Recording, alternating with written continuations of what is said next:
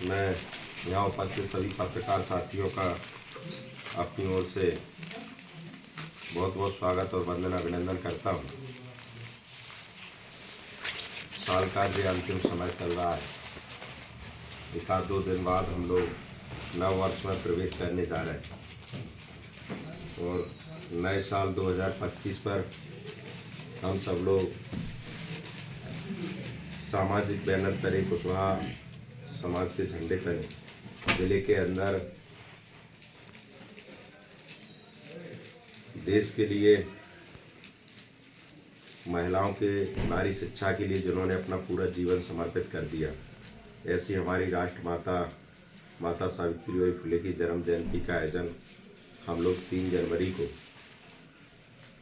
एक चल समारोह के रूप में शुरू करके और एमजीएस ग्राउंड में आम सभा के रूप में करने जा रहे हैं। चल समारोह कार्यक्रम का तात्पर्य यह है कि माता सावित्रीबाई फुले का इतिहास किसी से छुपा नहीं। जब देश में महिलाओं को शिक्षा की पढ़ने की कोई आज़ादी नहीं थी, शिक्षा का कोई अधिकार नहीं था, तो उस दौर में भी माता सावित्रीबाई फुले ने देश में महिला शिक्षा के लिए सबसे पहले विद्यालय खोले और उन्होंने नारी शिक्षा के लिए पूरा जीवन अपना समर्पित कर दिया। आज देश में पंच से लेकर प्रधानमंत्री और राष्ट्रपति तक यदि महिलाओं को जाने का मौका मिला है, तो मैं मानता हूं कि इसके पीछे माता सावित्रीबाई फुले का पूरा जीवन और समर्पण रहा है। और मुझे लगा कि जो ऐसे महापुरुष जिन्होंने इस देश के लिए कुछ किया है, नारी शिक्षा के लिए उन्होंने जीवन दिया, तमाम वो बहुजन समाज के महापुरुष, चाहे वो बाबा साहब भीमराव अम्बेडकर हों, चाहे राष्ट्रपिता महात्मा ज्योतिराव फुले हों, या अहिल्याबाई होलकर हों, अवंतीबाई लोधी हों, झलकारी बाई कोरी हों, दुर्गादास राठौर हो, ललित सिंह यादव हो, राष्ट्रमाता फातिमा शेख हो, महर्षि वाल्मीकि जी हों, जिन्होंने गरीब और अंतिम छोर के व्यक्ति के लिए उसको सामाजिक न्याय कैसे मिले, उसको सामाजिक सरोकार कैसे मिले, भाईचारा कैसे बढ़े और उनके गरीब तबके के लोग एक न्याय भावनाओं में सबके समान दृष्टि से कैसे आए, उनके लिए जीवन समर्पित करने वाले ऐसे तमाम महापुरुषों की चल समारोह के रूप में इस कार्यक्रम का आयोजन किया जा रहा है। हम लोगों ने तय किया कि हम लोग इस कार्यक्रम में बहुजन समाज के 11 महापुरुषों के रथ बनाकर नई गल्ला मंडी से बस स्टैंड और सिटी कोतवाली होते हुए हम लोग एमजीएस ग्राउंड में शाम सभा का समापन करेंगे और इसमें बड़ी संख्या में क्षेत्र से लोगों की उपस्थिति इसमें सुनिश्चित होगी। माता सावित्रीबाई फुले और जो तमाम बहुजन विचारक महापुरुष हैं, जो इनके अनुयायी हैं, मैं जो मानता हूँ, जिन लोगों का विश्वास इन महापुरुषों में है, जो लोग इस देश में देश के लिए जिन्होंने अपनी नारी शिक्षा के लिए पूरा जीवन समर्पित कर दिया, बाबा साहब ने इस देश को, मैं मानता हूँ कि बहुत सारी चीज़ें, मैं तो मानता हूँ गूंगे को जबान, बहरे को कान और अंतिम छोर के व्यक्ति को बोलने तक की, चलने की, फिरने की आज़ादी दी, स्वतंत्रता दी, हर व्यक्ति को अपने बात कहने का अधिकार मिला। यदि आज हम जैसे लोग राजनीति के इस पायदान पर बैठे हैं, आप लोगों के बीच में बात रख पा रहे हैं, तो मैं जी मानता हूँ जी बाबा साहब और महात्मा ज्योतिराव फुले के जीवन का समर्पण है, इसलिए हम लोग बोल रहे हैं। मानता हूँ कि इनके जीवन पर जिन लोगों की आस्था है इन महापुरुषों में है, वो सारे वर्गों के लोग इस कार्यक्रम का हिस्सा बनेंगे और बड़ी संख्या के साथ इस कार्यक्रम में शामिल होंगे।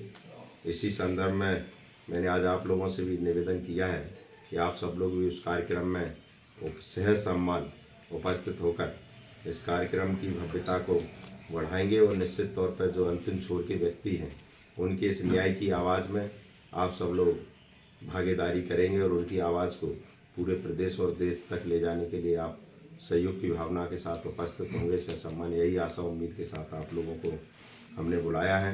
और मैंने इसमें 3 मांगें भी रखी हैं। हमने जो उस दिन कार्यक्रम का जब वहाँ एमजीएस में समापन से पहले हम लोग ज्ञापन भी देंगे, संबंधित जो भी अधिकारी आएंगे, जो भारवली वाला तिराहा है उस पर हमने माता सावित्रीबाई फुले के स्टेचू की भी मांग हम सरकार से कर रहे हैं। दूसरा, राष्ट्रपिता महात्मा ज्योतिराव फुले हैं, जो उनके नाम पर सरकार ने ऐच्छिक अवकाश घोषित किया है। मैं सरकार से मांग करूंगा कि इस ऐच्छिक अवकाश को शासकीय अवकाश घोषित किया जाए, जिससे आने वाली पीढ़ियां उनके इतिहास को जानेंगी और समझेंगी कि जो महापुरुष इस देश में हुए, उन्होंने इस देश के लिए क्या बलिदान किया और किस सामाजिक बुराइयों को दूर करने का काम किया।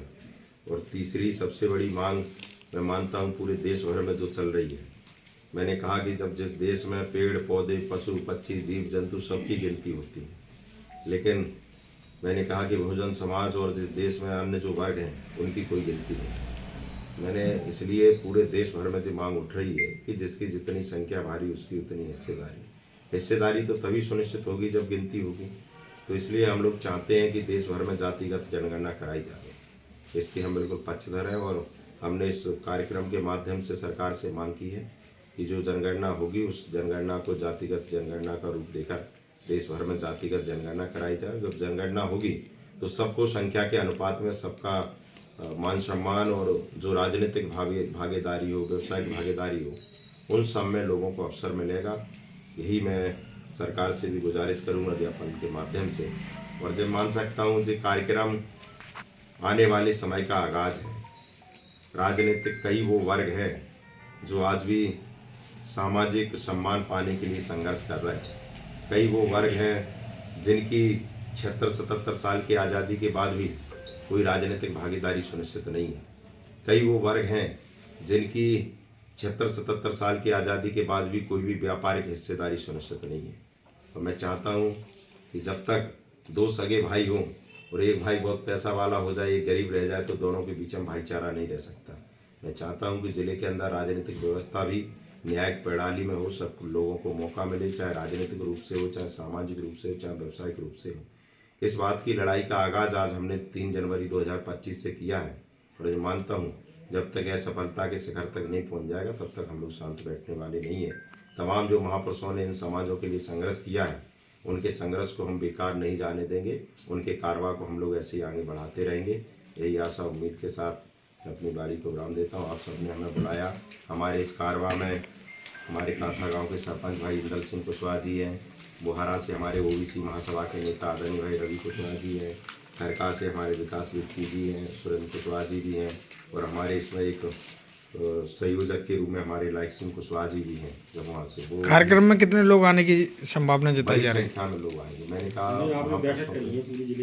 अनुमान कितना है? अनुमान अंदाज है कम से कम 15 से 20 हज़ार से कम नहीं रहेंगे। तो प्रशासन द्वारा पहली बार निकाला जा रहा है। प्रशासन क्या व्यवस्था रहेगी?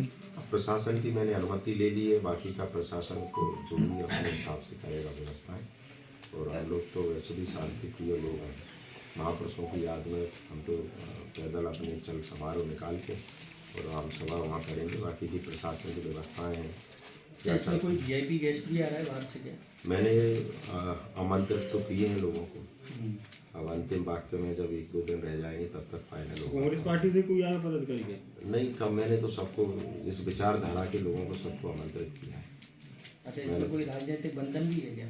नहीं, कोई राजनीतिक बंधन नहीं है। किसी भी राजनीतिक दल से हो, कोई भी पार्टी से हो, सामाजिक कार्यक्रम है जी, तो उसमें कोई राजनीति का कोई स्वरूप नहीं है।